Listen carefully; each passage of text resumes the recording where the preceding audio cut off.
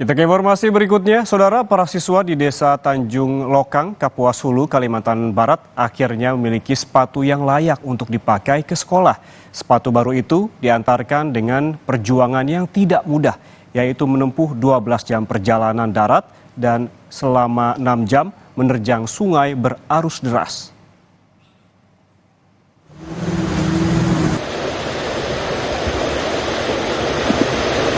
Dinas Pendidikan dan Kebudayaan Provinsi Kalimantan Barat mengantarkan bantuan sepatu sekolah untuk para siswa di Sekolah Dasar Negeri 11 Desa Tanjung Lokang, Kecamatan Putusibau Selatan, Kapuas Hulu, Kalimantan Barat.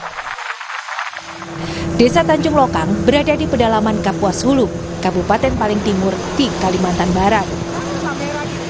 Tidak mudah untuk menjangkau lokasi ini.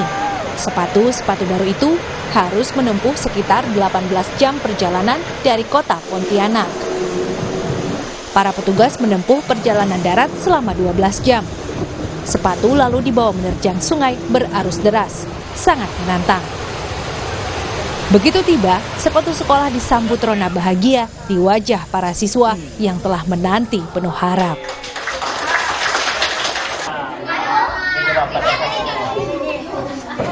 Kami menghantarkan puluhan sepatu untuk anak-anak SD di sini karena hanya ada sekolah dasar saja di Desa Nangalokan ini, dan sudah kami bagikan tadi pagi, dan kami berharap ini sangat bermanfaat untuk anak-anak di sini. Anak-anak semakin rajin belajar, semakin rajin ke sekolah.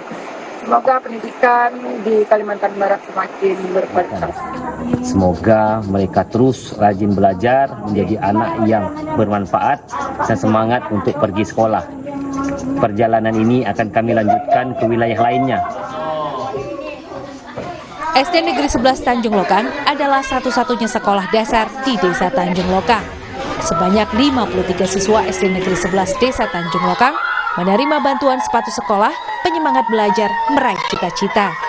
Dinas Pendidikan dan Kebudayaan Kalimantan Barat juga mendorong agar sebuah sekolah menengah pertama bisa berdiri di Desa Tanjung Lokang. Anda mau nonton?